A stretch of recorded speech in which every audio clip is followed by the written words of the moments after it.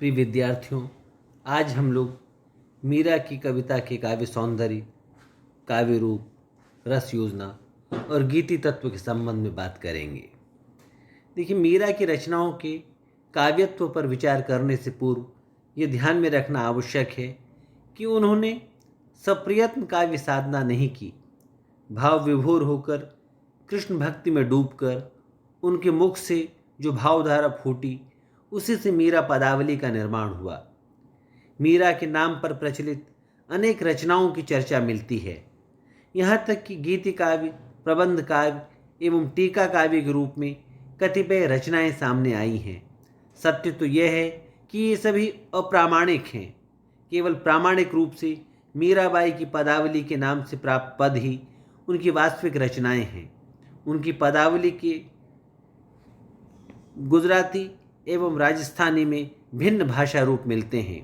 मीरा के गीतों को अपूर्व लोकप्रियता मिली है, इसलिए लोकमानस में मीरा के नाम पर अनेक पद प्रचलित कर दिए गए। मीरा काव्य के अध्येताओं ने सावधानी के साथ इनकी परीक्षा की है और प्रामाणिक रूप से मीरा की पदावली का संपादन किया है।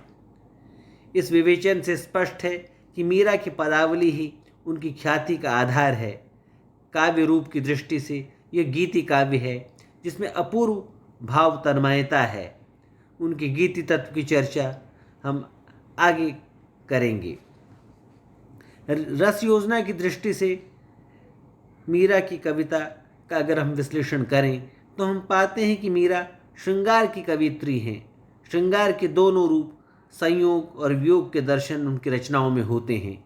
एक ओर वे अपनी प्रियतम की छवि अंकित करते हुए कहती हैं, मोहनी मूरत सांवली सूरत, नैना बणे विशाल, क्षुद्र घंटिका कटितट बाजत और वैजंती माल।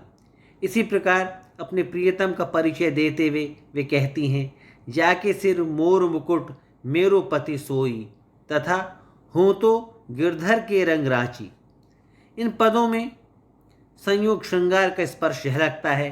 दूसरी ओर वियोग की तीव्रानुभूति भी इनकी पदावली में सर्वत्र व्याप्त है। मीरा कहती हैं, हेरी मैं तो प्रेम दीवानी, मेरो दर्द न जाने कोई, तथा सूली ऊपर सेज पिया की, किस विधि मरना हुई। इन पंक्तियों में वियोग की व्यथा है। कुल मिलाकर मीरा के काव्य में श्रृंगार रस व्याप्त है। मध्यकाल में रचित हिंदी साहित्य में पद रचना की एक लंबी परंपरा रही है। कबीर, सूर, तुलसी से होती हुई पद रचना मीरा तक पहुंचती है। पद रचना के पीछे मूलतः गीति तत्व निहित रहता है। मीरा की पदावली में गीति काव्य के ये समस्त तत्व हमें देखने को मिलते हैं, जैसे आत्माभिव्यक्ति, भावनात्मक अनुभूति या सुख दुखात्मक अनुभूति, सौंदर्यमयी कल्पना, आकार में संक्षिप्तता, संगीतात्मकता, गेयता तथा लयात्मकता, कोमल कांत पदावली आदि। मीरा के निजी जीवन की व्यथा उनकी गीतों की विषय वस्तु है। हेरी मैं तो प्रेम दीवानी, मेरो दर्द न जाने कोई। प्रियतम के सम्मुख अपने को उपस्थित कर मीरा भाव विभोर होकर नृत्य करती हैं। पग घुंघरू बांध मीरा नाची रे।